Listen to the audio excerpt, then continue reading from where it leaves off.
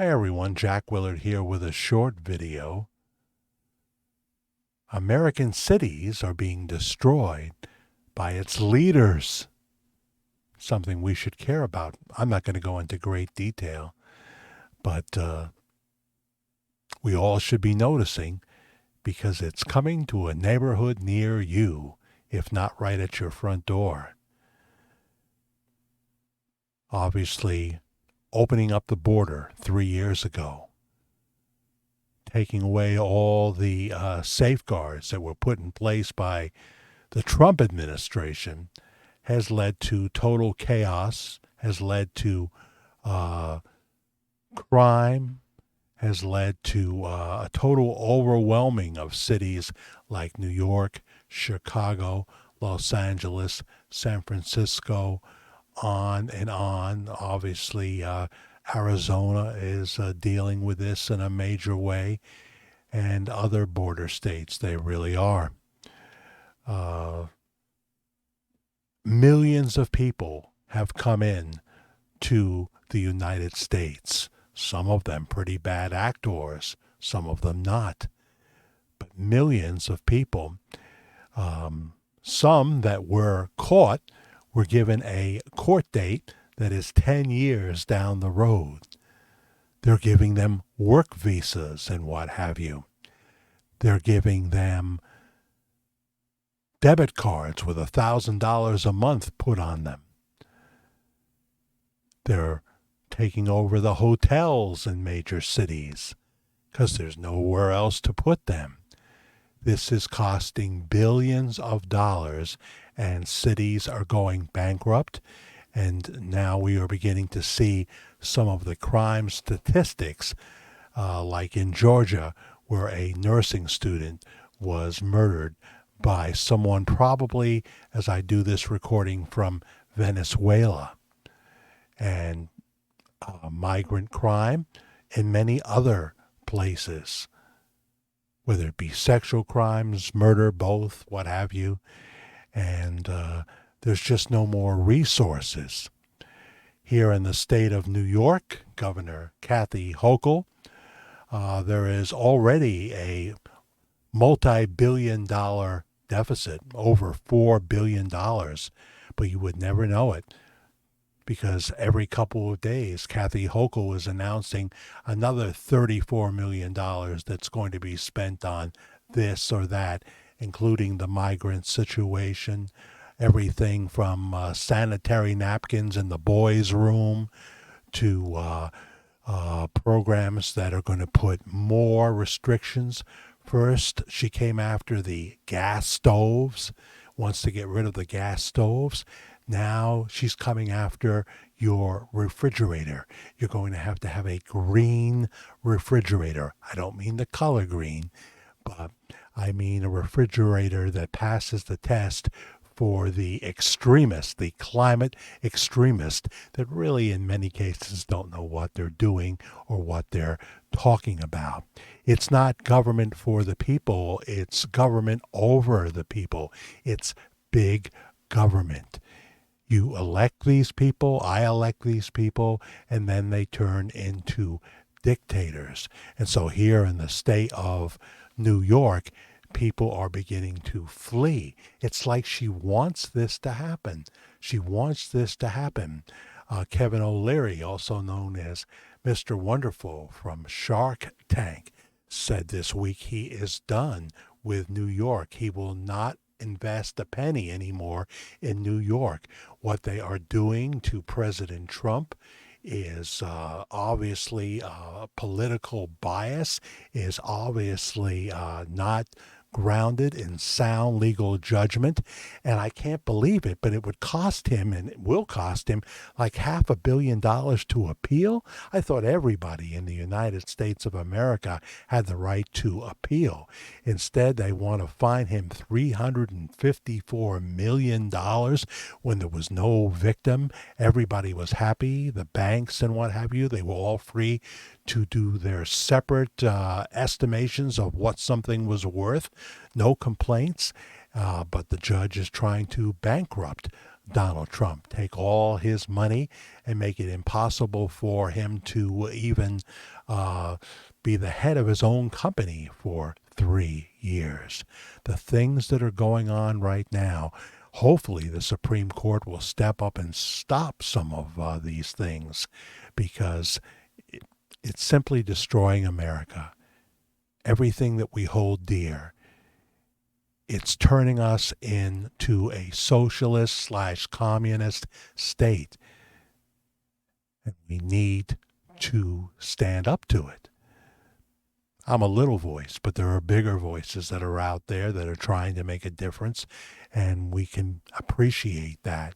People like Jay Sekulow from the American Center for Law and Justice, for example. Stephen Miller, he also has a law firm that is fighting for the rights of everyday Americans, along with the big people that are being targeted because they happen to be Republican.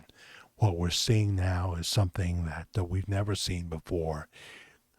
People are being charged, like President Trump, with crimes that they never tried to charge before, using old statutes and trying to apply things from newer laws and what have you that is not applied to liberals, is not applied to progressives, but to the people they hate. The conservative Republicans, the MAGA people, as Biden talks about. It's President Biden that pulled the borders wide open and has created all this chaos. And now they're trying to say, because Congress, the Republicans in Congress, won't supply another $60 billion to the Ukraine, when they've already wasted over $115 billion, much of it not even accounted for a war that can never really be won against Vladimir Putin. Today, Biden put 500 more sanctions, supposedly, in effect against Russia. You can only poke the pig so many times before the pig bites you. You can't prod the shark and not expect to be bitten. Vladimir Putin has the best nuclear weapons of any country. He is the superpower, and so we're trying to make life hard for him. Well, you know. It's just like Ukraine trying to win a war against Russia. It will never, ever happen. And if you're smart enough to know that, you will face consternation from the stupid people who want to have us go from one war to the other. Well, Russia is not just another country. Russia is a formidable foe. And it would be better if we got along with them. We know that Vladimir Putin is a ruthless killer. We know that. Ukraine is not a NATO country. Israel is. Israel has been our ally. You can't lump the two of them together. I'm for supporting Israel, and I'm also comfortable with the warning that they need to be careful of not killing innocent people in Gaza to the best of their ability. There always will be collateral damage.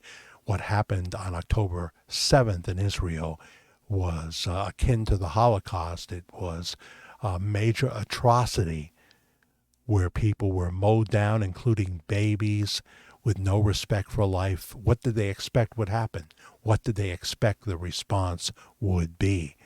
The Palestinians, the people in Hamas, are saying most of the hostages are dead already. So it's just a very sad situation. But the goal to wipe out Hamas is more doable than the goal to wipe out Russia. That's just not going to happen. What we're doing is wiping out our economy. We're printing more and more money, and the national debt goes up and up and up, 34 trillion and well beyond now. We spend billions every day, and we are printing it. We don't have the money. So the next generation to come will find that the country is really completely bankrupt. We're doing a lot of self-inflicted wounds, and our leaders in California, so many of the police in Los Angeles, San Francisco, Oakland have quit. They want nothing to do with it. People, restaurant owners call up and say, there's a naked woman out here. She's damaging cars. She's scaring my customers. They call the cops and the cops don't come. Other crimes, they don't respond. They don't respond. It's becoming anarchy. It's becoming chaos. We're getting further and further away from the values that made America great.